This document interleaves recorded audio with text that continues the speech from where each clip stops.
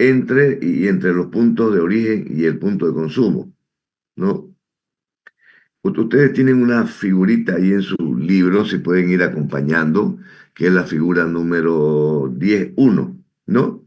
Y donde indica hay un transporte, diríamos, directamente del productor al consumidor, en este caso a los minoristas, que se lo reconoce como el transporte, digamos, a larga distancia.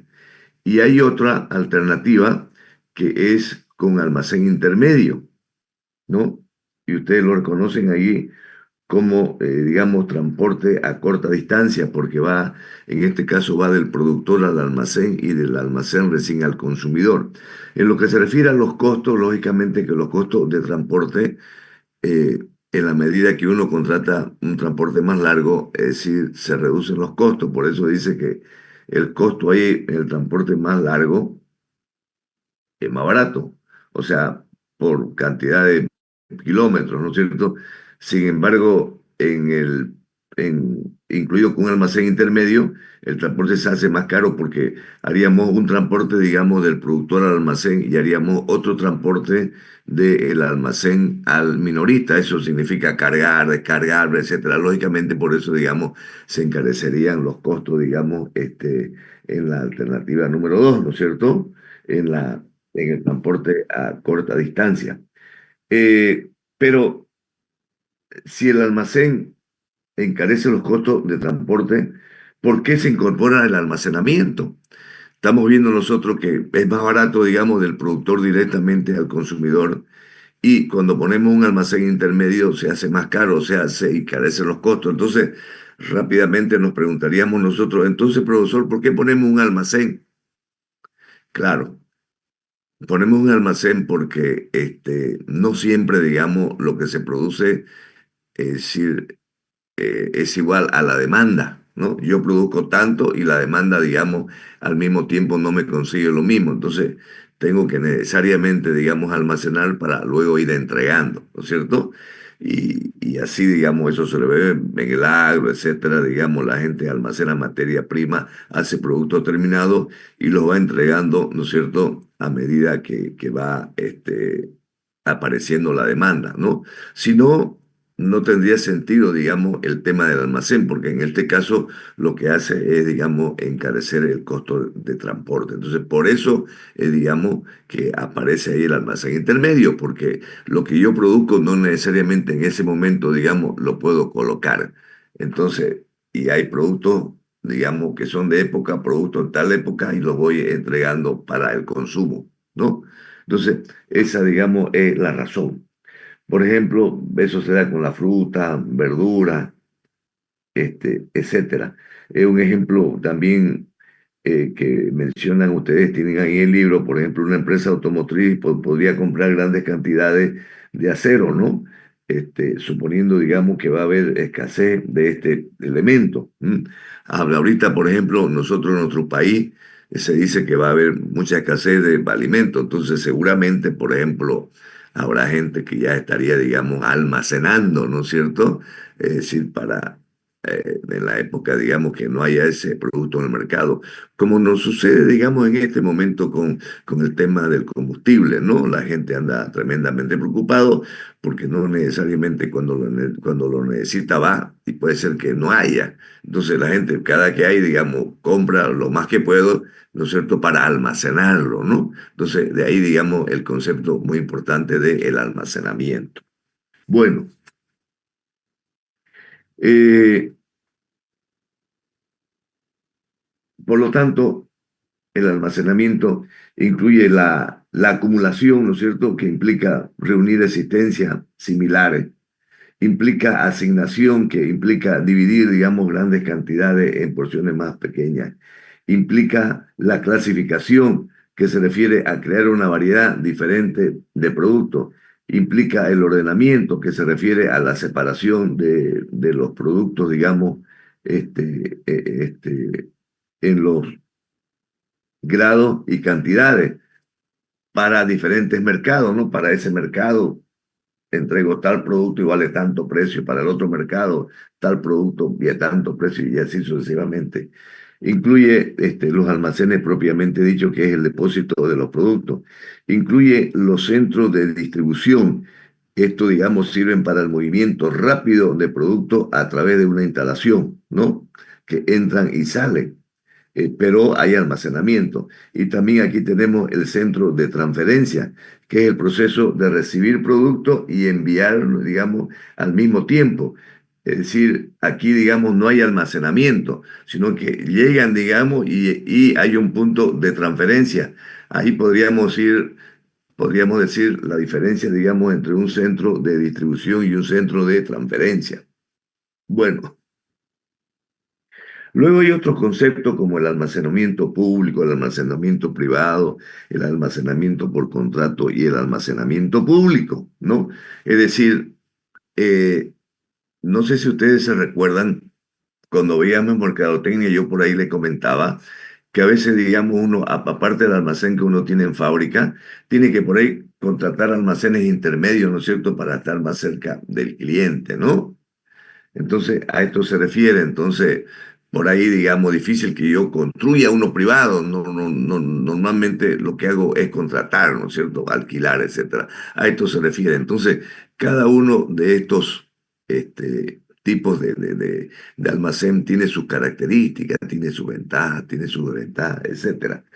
Por ejemplo, el almacenamiento público no requiere inversión de capital por parte del usuario, solo alquila el espacio, dice, con lo que evita los costos por espacio excesivo. Lógicamente, él va a alquilar solamente lo que se necesita. Una ventaja que puede pagar, digamos, mensual y, y los costos pueden ser bajos. Luego tenemos el almacenamiento privado. Claro, el propietario eh, de la empresa que almacena, él es el dueño, pero esto implica altos costos fijos, ¿no? Y por lo tanto debe ser considerado, por ejemplo, para empresas grandes o para empresas, digamos, que manejan grandes volúmenes, ¿no? De inventario. Eh, O por ahí, por ejemplo, donde es muy difícil, digamos, contratar, hay productos, digamos, muy especiales, como ser combustible, etcétera, que es difícil a veces contratar, digamos, uno privado porque no tiene las condiciones, entonces no le queda más a la empresa, digamos, que fabricar la empresa su propio almacén. Después tenemos el almacenamiento por contrato, que digamos es un arreglo a largo plazo que ofrecen servicios de almacenamiento y logístico, único y especialmente adaptado para un cliente. Ese es un contrato. Yo otro contrato, ¿no es cierto?, solamente para mí. Bueno, el costo es menor, ¿no es cierto?, que el privado, pero es más caro que el público. Después tenemos el almacén múltiple.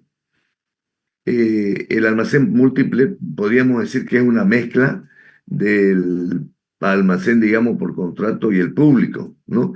Se dedica a atender un límite de clientes, por ejemplo, hasta 12 clientes, entre 2 y 12 clientes, ¿listo? El por contrato era solamente un cliente, este múltiple es hasta 12 clientes, ¿no? Son atractivos, digamos, para las organizaciones pequeñas, ¿no? Entonces, el público atiende muchos clientes. El por contrato atiende un solo cliente y el múltiple atiende de 2 a 12 clientes. Entonces, deberá la empresa, digamos, según su situación y sus necesidades y su situación financiera, ver, digamos, ¿no? Con qué tipo de almacén va a trabajar. Otras consideraciones generales aquí, para el diseño es el sentido común, siempre lo que nosotros hablemos, ¿no? Lo que nosotros conversamos en clase, siempre nosotros tenemos que ir armando del sentido común, no acordarnos de alguna frase que dice el profesor, se olvida, entonces uno hay que armar su propio sentido común para luego tomar decisiones cuando nos toque, ¿no? Antes de diseñar un almacén se debe conocer, ¿no? la cantidad, las características de los bienes que se va a almacenar, cómo se van a manejar, cuál es el espacio, cuál es la capacidad cúbica, dónde va a ser la entrada, dónde va a ser la salida, cuáles son los productos o las características de los productos. O sea, hay que ir a ver, eso es el sentido común, ¿no? Porque a veces los libros dicen cosas, ¿no es cierto? Y el entorno es distinto, entonces uno tiene que acomodarse a su entorno. Eso es sentido común, ¿no? Es algo muy importante. Otro concepto aquí muy importante es el tema de las compensaciones entre el espacio y la mano de obra. Es decir, y la mecanización también con respecto al diseño del almacenamiento. Este, a veces yo hago grandes pasillos, por ejemplo, entonces soy más cómodo para manejar con los montacargas, etcétera. Sin embargo, digamos, estoy reduciendo la capacidad de almacenamiento, ¿no? Y viceversa. Entonces, lógicamente, el sentido común, ahí hay que ver cuánto, etcétera. A eso se refiere, ¿no? Los grandes espacios no siempre son ventajosos porque incrementan la distancia para mover los productos. El espacio, pero por otro lado, el espacio no utilizado es dinero que yo no lo estoy utilizando. Entonces, hay que ver estas compensaciones. ¿Qué me conviene? También la aglomeración de productos puede generar daño, cuellos de botella, ¿no? Por pasillos muy angostos para los montacargas. Por lo tanto, los artículos que van a ser manipulados se deben estudiarse en términos de propiedades específicas, es decir, sus características del propio producto, ¿no? De manejo, de volumen, la regularidad, digamos, del movimiento, la frecuencia con la que se recoge y si es de movimiento rápido, etcétera. Eh, por ejemplo, se sugiere que los productos que son de movimiento rápido, colocarlos, digamos, ¿no es cierto?, cerca de las cintas transportadoras, etcétera, para que posibiliten este traslado. Otro concepto importante es la ubicación en estante fijo o estante variable. ¿Dónde me conviene más? ¿A qué se refiere un estante fijo y un estante variable? Porque uno entra a un almacén y hay estantes donde depositan los productos, ¿no? Entonces, este, ¿a qué se refiere uno fijo y uno variable para la mercadería? Un plan de ubicación de estante bien pensado puede reducir los costos de manejo de los costos de mano de obra. Eh, por ejemplo, la ubicación en estante fijo, la empresa sabe dónde se encuentra el producto, porque digamos, es fijo, siempre coloco ese tipo de producto en ese lugar, ¿no? Pero también puede resultar, digamos, en un bajo uso del espacio, ¿no? O sea, si no tengo ese producto, estoy guardándolo en el espacio, bueno, pero tengo un vacío, digamos, ahí, ¿no es cierto? Entonces,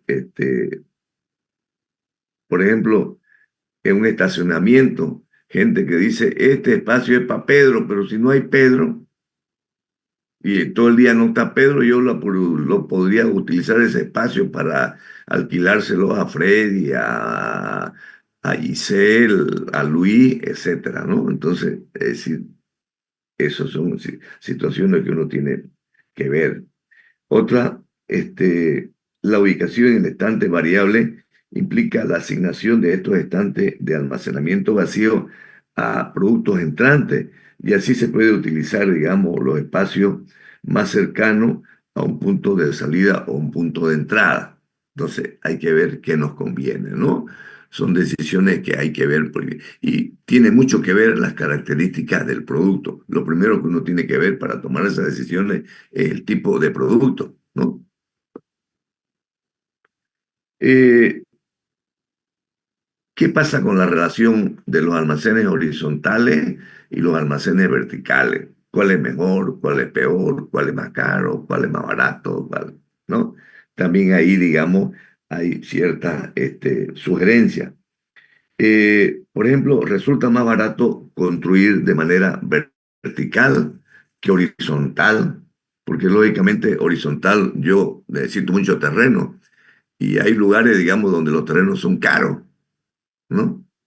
¿Cierto? Y por ahí si los terrenos son baratos, son lejos, entonces pago mucho transporte. Es decir, hay que sopesar, sentido común. Otro eh, tema que hay que tomar aquí en cuenta son las funciones de recolección de pedido contra reposición de existencia. No sé si ustedes han entrado a un súper y por ello no se da cuenta. Hay gente que está recolectando pedidos porque alguien ha hecho un pedido por teléfono y hay entregadores. Los entregan para que lo lleven. Pero hay otra gente dentro del mismo almacén que son este, repositorios, están reponiendo, digamos, lo que se ha vendido. Y entonces no es bueno que estén, digamos, todos a la vez en el mismo lugar, porque están los recolectores de pedidos, los repositores, más el público en general.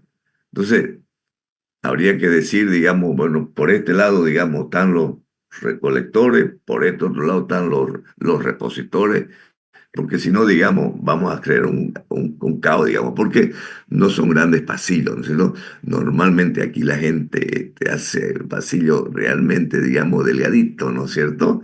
Entonces, si ponemos al mismo tiempo los entregadores, más los repositores, más el público en general, hacemos bloqueo, digamos, en los pasillos de los super, ¿cierto?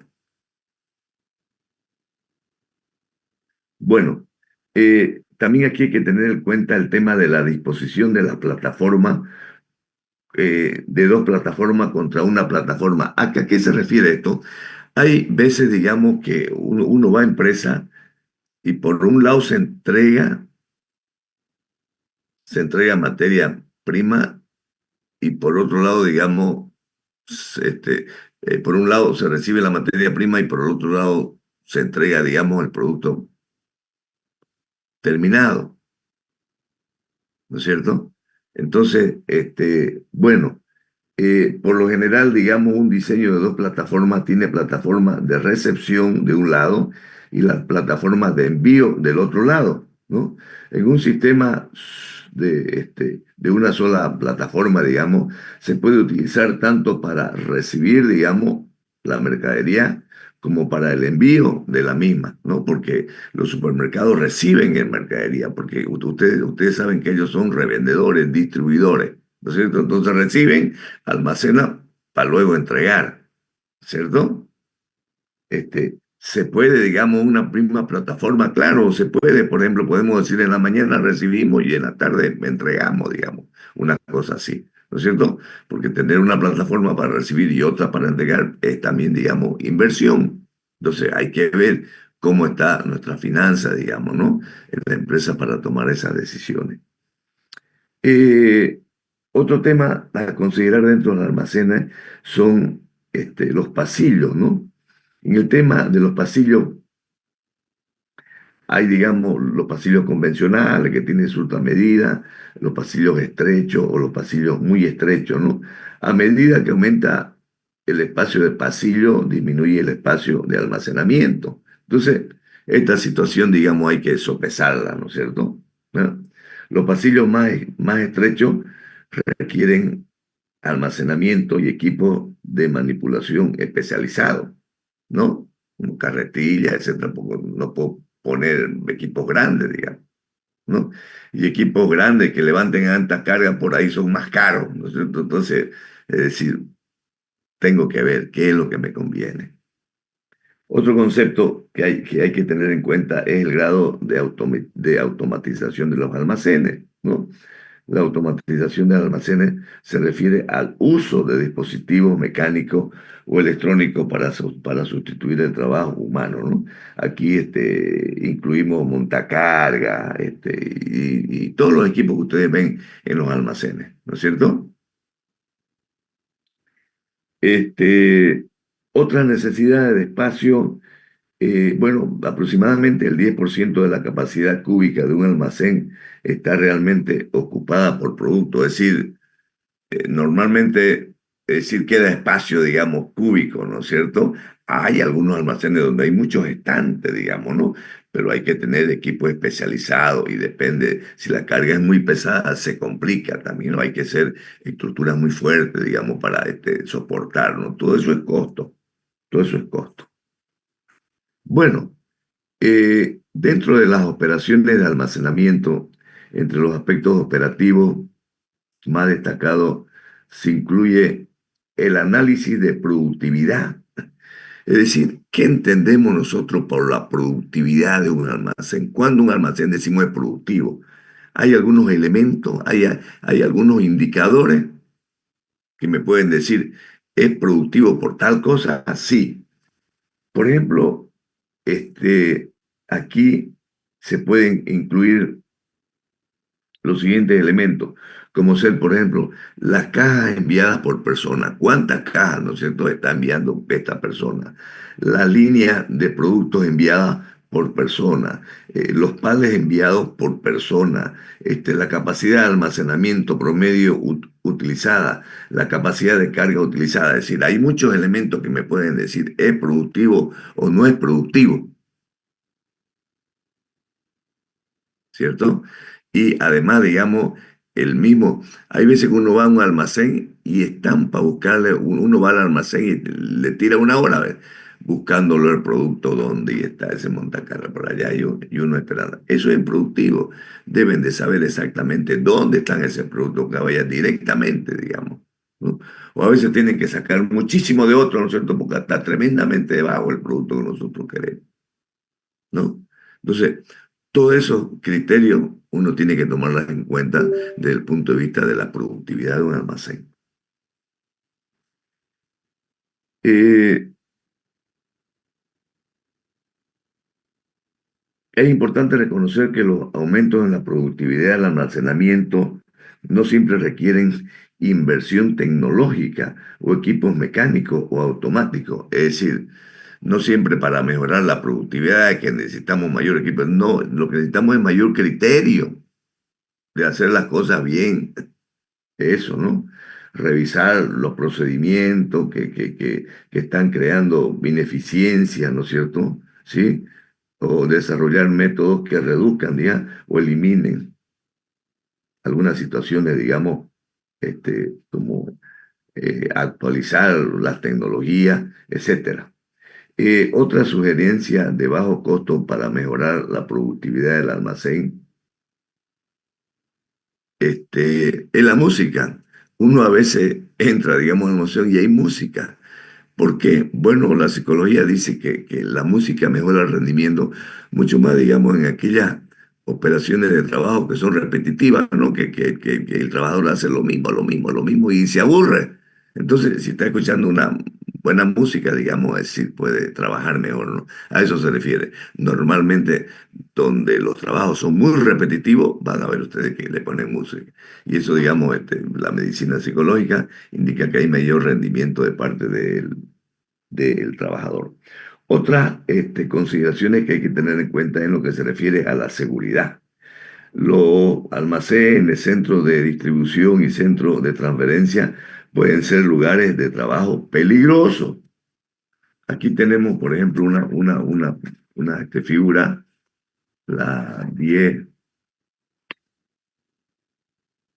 ¿cuánto? 10.3, que ustedes tienen en su fotocopia.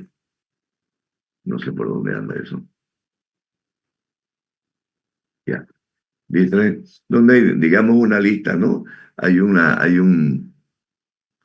estadística, digamos, cuáles son los mayores problemas, digamos, de inseguridad en los almacenes, ¿no?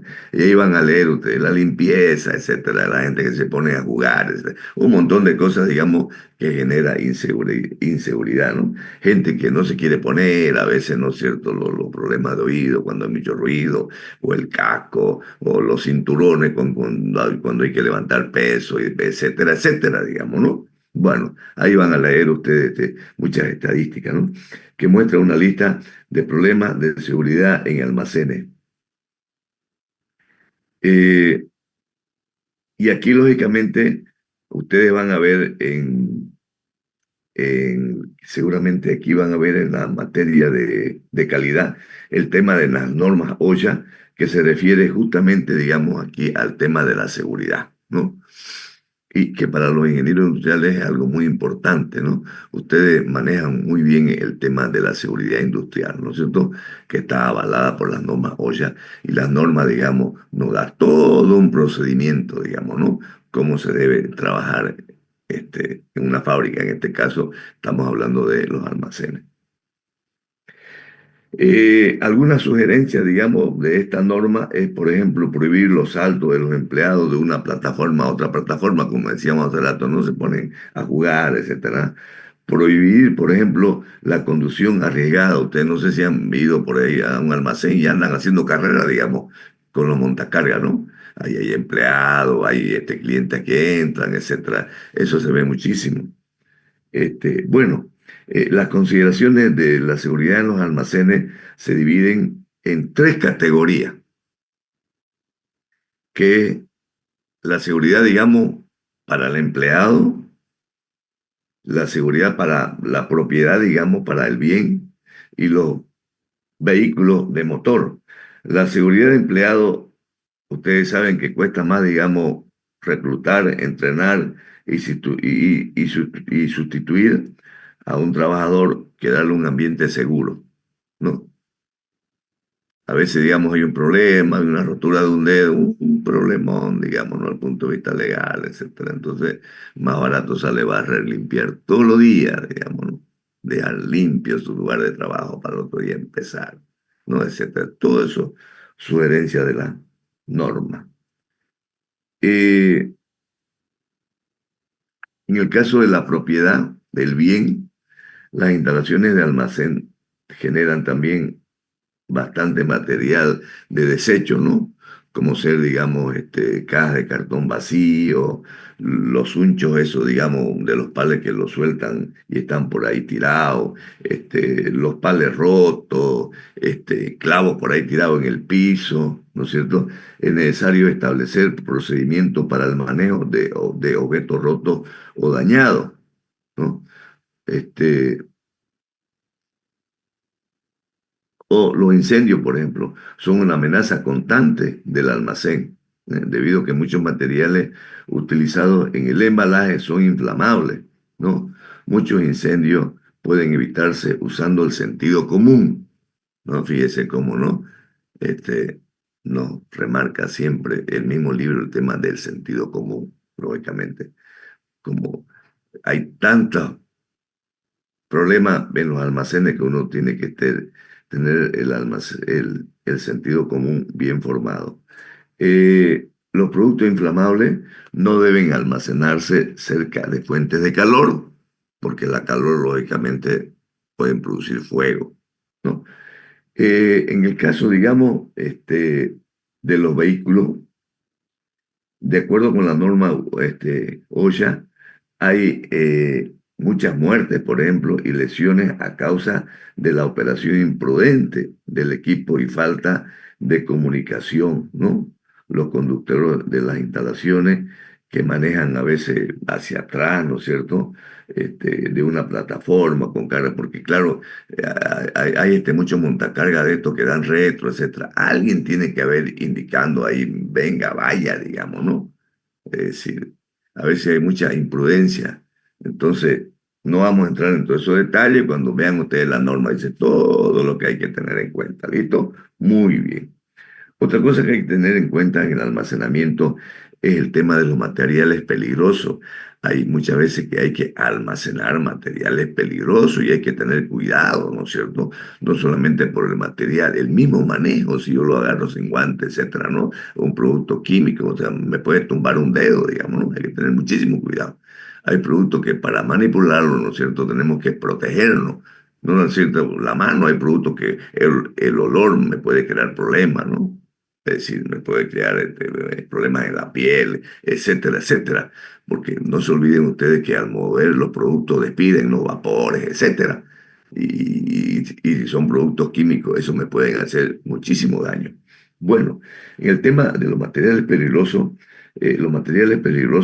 reciben una atención especial por parte de los administradores logísticos debido a lesiones, muerte y daño. Es decir, uno tiene que poner en la caja, ¿no es cierto? Porque puede ver, digamos, el transportista, etcétera, el que está haciendo la logística, es decir, el movimiento de ese producto llevando de un lugar a otro, tiene que saber que ese producto, ¿no es cierto?, hay que saberlo manipular porque aquí puede crear grandes problemas de salud. Entonces hay que avisarle. Y eso hay que poner, digamos, ¿no es cierto?, en las características del producto, como ser la etiqueta. ¿Listo? Tiene que leer uno allá, esto no puedo moverlo así, etcétera, etcétera.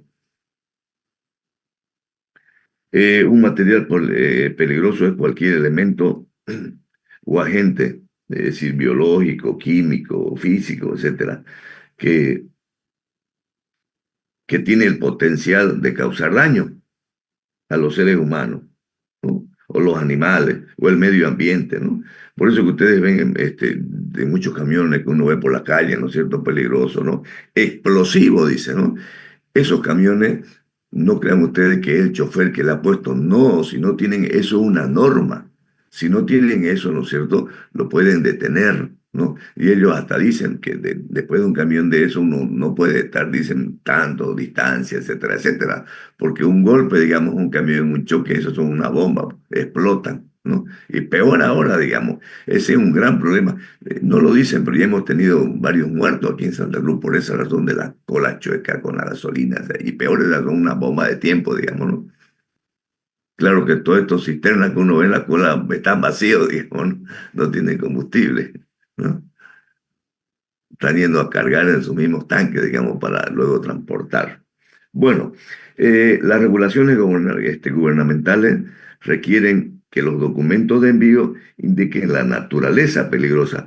Acá acuérdense que veíamos nosotros, cuando vimos mercadotecnia, veíamos documentos que acompañaban la mercadería. Entonces, ahí en esos documentos uno tiene que especificar qué producto hay, porque hay un documento que es importante, que es una lista de empaques, ¿se acuerdan? Que era uno de los documentos que acompañaba a la mercadería. Entonces ahí en esa lista que dice, este producto está con todas sus características, ¿no? Para que la gente, el transportista que lo va a manipular, tome sus recaudos. Eh, la seguridad en el almacenamiento.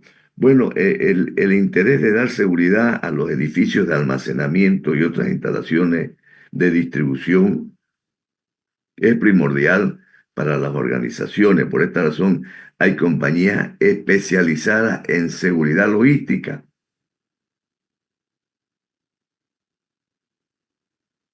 Las amenazas potenciales, es decir, a la seguridad de almacenes, incluyen robo, hurto. Ya saben ustedes que el robo es una cosa, el hurto. El robo es una persona que de manera alevosa, ¿no es cierto?, agresiva viene. Y el hurto es el mismo trabajador, digamos, que de manera solapada se esconde las cosas, etcétera, ¿no? El calor puede generar problemas, la humedad, ¿no es cierto?, el vandalismo, el juego, la pérdida de electricidad, etcétera. Por ahí, digamos, están en una operación y de pronto, ¡brum!, digamos, se perdió la energía, digamos, ¿qué hacemos? Etcétera, ¿no? Todo eso, digamos, hay que tomar su recaudo en, por ejemplo, en las empresas grandes hay motores alternativos para, si digamos, la energía que esa empresa recibe de la CRE por alguna razón, digamos, hay un corte programado, ¿no? Porque hay cortes que por ahí pueden ser no programados, digamos, ¿no? Se cayó un árbol, digamos, vino una lluvia fuertísima, torrencial, y tumbó un árbol, soltó los cables y de pronto, entonces, inmediatamente, ¿no? Hay otro sistema, digamos, con un motor que uno tiene ahí, ¿no es cierto?, que lo activa, ¿no es cierto? ¿Eh? Porque hay, digamos, maquinaria donde trabajan los trabajadores son de alto riesgo, ¿no? ¿No? Hay de elementos de corte, cuchilla, sierra, etcétera.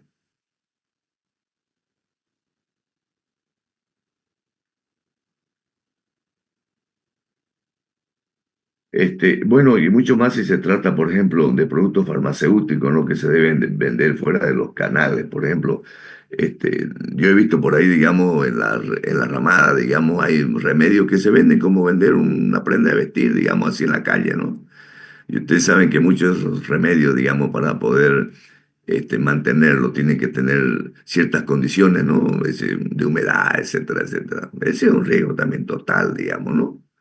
Porque lógicamente todos esos productos tienen que tener una cierta ambientación, ¿no? Para que se mantenga, digamos, sus características porque eso tienen un vencimiento. Pero si no, si no está, digamos, almacenado en las condiciones indicadas, es decir, en vez de ser remedio puede ser un veneno, digamos. La seguridad de los almacenes se concentra en dos aspectos que son la protección de los productos y evitar el robo. En términos de enfoque en las instalaciones, los expertos recomiendan una combinación de métodos de vigilancia abierta y encubierta. Abierta es cuando yo pongo una cámara, etcétera, ¿no? Y encubierta es cuando yo tengo, digamos, un chivo expiatorio a alguien, ¿no es cierto? Es decir, hasta le puedo dar un bono, digamos, eso quiere decir encubierto. Hay que tener de los dos, ¿no? Eh, bueno, hay que tratar de manipular menos para evitar daño. Hay por ahí una figura en el libro que ustedes tienen, no sé dónde está, ahí está, la figura 10, la tabla 10.1 dice posibles deficiencias en la seguridad de almacenamiento, ¿no? Entonces, hay que evitar, digamos, toda esa deficiencia. Eh, Otro tema importante es el tema de la limpieza y la sanidad, digamos, en los ambientes de los trabajadores. Eso es tremendamente importante, ¿no? La limpieza y la sanidad, digamos, en el almacenamiento, ¿no? Son importantes en muchas industrias como la alimentaria, digamos, básicamente, ¿no? Aquí también hay mucho de sentido común. La basura, digamos, y las cosas viejas, ¿no? Hay que colocarlas en la parte del fondo de las instalaciones, que estén fuera, digamos, del paso de la vista, si es posible, ¿no es cierto?, de la gente, digamos, que va de compra o la gente que nos visita. Bueno, eso en lo que se refiere así rápidamente, que ando medio mal de la garganta, así rápidamente en lo que se refiere a este capítulo que trata sobre el tema de la administración de los almacenes. Entonces, como verán ustedes, este, el almacén, su administración no es cualquier persona, digamos, ¿no? Debe tener algunas personas que tengan conocimientos básicos de administración. ¿No? Por eso van a ver ustedes muchos ingenieros industriales, digamos, en estos cargos, ¿no? Este, por ahí uno habla, ¿y vos dónde estás trabajando? Yo estoy en un almacén, dice, soy almacenero. Por ahí es montacarguista, digamos, ¿no? Pero el almacén es mucho más que eso, muchísimo más que eso. Y además que hemos hablado muy poco, digamos, aquí el tema del seguro, por ejemplo, del almacén. Uno a veces llama a una empresa de seguro y quiere asegurar su almacén y viene, ¿cuánto vale para asegurar este almacén, esta mercadería tengo yo? Esto le vale, por ejemplo, le dicen $30,000. Y hay empresas que vienen y me revisan mi almacén, me dicen, no, usted tiene mal esto, mire, si aquí, digamos, hay un problema, usted aquí no tiene un hidrante, por ejemplo, ¿no? Entonces tendría usted que hacer una carta a Saguapá y pedir un hidrante, porque aquí usted tiene productos inflamables, entonces que el hidrante venga a Saguapá y me ponga un hidrante, digamos, en la calle, porque mire, el hidrante más cerca que hay de aquí a 1 kilómetro, digamos, ¿no? Hasta que vaya un cisterna y cargue, digamos, agua para venir a apagar el fuego, aquí ya se me quemó toda la instalación, ¿no es cierto? Entonces, por ahí, si reviso yo todo lo que está mal, viene el mismo seguro, me dice, ¿cuánto vale? Vale 5,000, digamos, y ya no 30. Es decir, porque, digamos, el almacén ya está más seguro, ¿entiendes? ¿No? Entonces, es decir, el asegurar bien el almacén, ¿no es cierto? Hasta me baja, digamos, tremendamente los costos del mismo seguro. Porque yo siempre les aconsejo a ustedes, siempre trabajen con seguro. No puede ser que yo hoy día tenga y por una desgracia mañana no tenga. Entonces hay que asegurar, digamos, un almacén de materia prima, el almacén de la materia en proceso, el almacén de producto terminado, etcétera. Uno tiene, digamos, tiene que asegurar, ¿no? Lógicamente eso tiene un costo, pero bueno, para eso nos contratan, digamos, es decir, los empresarios para hacer trabajo seguro. Y somos nosotros los que tenemos que decirle, bueno, esto hay que asegurarlo. Hasta del mismo transporte a veces, ¿no? De llevar una carga, digamos, de Guarne hasta Santa Cruz, ¿por qué voy a asegurar ese tramo tan cortito? Pero se puede chocar ese camión, digamos, ¿no? Y se rompieron todo lo que yo estaba transportando, heladera o vaca o no sé qué. Lo aseguro eso. Me va a costar poca plata. Es decir, pero ¿me entienden, no? Estoy haciendo una operación segura. Entonces, por eso el mismo libro habla mucho de sentido común. Aprendamos las cosas nosotros armando nuestro sentido común, que es lo que no nos olvidamos, ¿no? Todas estas cosas a tener en cuenta para cuando tengamos que tomar decisiones ya en la industria, ya en la parte laboral, la responsabilidad. Este, eso más o menos, Emilio, y lógicamente ustedes tienen que leer, ¿no? Tienen que leer.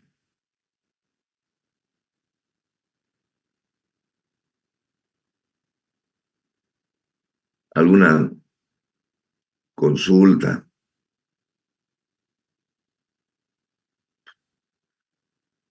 ¿Se entendió? ¿Qué dice Medina Angulo Mauricio?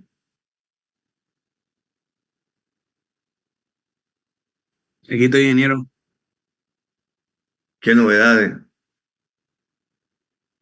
Nada, vi extrañándolo, pasando clase.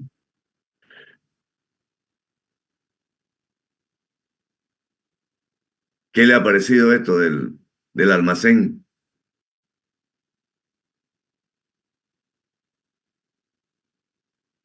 ¿Qué dijo de ingeniero? No lo escuché, disculpe. Es que hay una ¿Qué le bulla ha, aquí al ladito. qué le ha parecido esto del almacén? ¿Qué le ha parecido?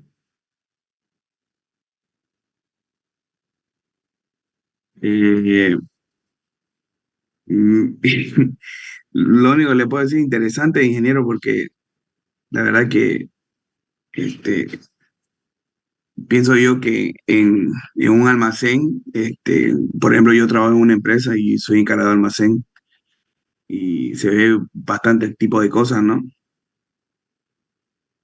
Se ven, por ejemplo, yo veo igual facturaciones, veo los productos, embalo los productos, veo todo lo de almacén. Veo. Claro, y por ahí, digamos, nos estamos quedando cortos nosotros aquí, ¿no? Porque lógicamente también, digamos, hay vehículos que hay que darle espacio para que den la vuelta, digamos, ¿no?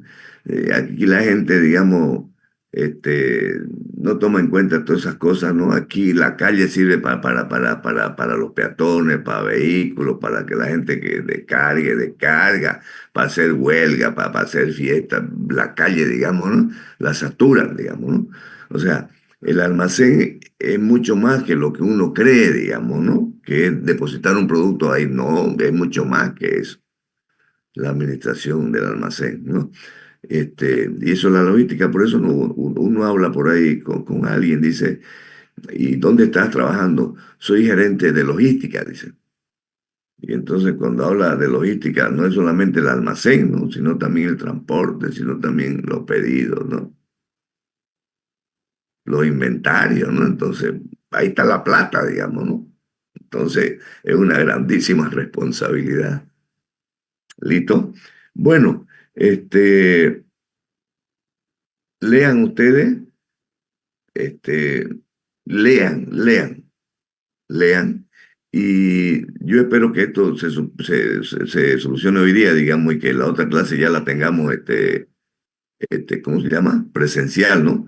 Que vamos a ver un capítulo más, vemos un capítulo más y hacemos el examen final. Y mañana, Emilio, Mañana al mediodía, ¿no? Tenemos el examen final con el otro grupo. ¿Ah? Listo. Si no hay otra consulta, Sí, ingeniero, tuviéramos mañana el examen, si es que se levanta la situación del transporte. claro, sí es que se levanta, porque también en el comunicado ese que dio vicerrectorado, no se puede tomar examen también virtual, ¿no? Han eliminado, porque eso, digamos, era una mentira también de los exámenes virtuales, ¿no? Ya, o sea, un engaño, digamos. Entonces, bueno, esperemos que se solucione eso y volvamos a clase. Pero mientras tanto, nosotros, si es que esto no se soluciona, tenemos clase con este grupo el día Jueves en la noche. al día jueves a esta misma hora. Entonces el día jueves a esta misma hora estaríamos nuevamente así de forma virtual ya con el capítulo número 11 y ahí terminaríamos. ¿Listo, jóvenes? Hasta luego, ingeniero. Chao, chao. Hasta luego, ingeniero. Chao, chao. Ingeniero, hasta luego. Gracias. Hasta luego, ingeniero.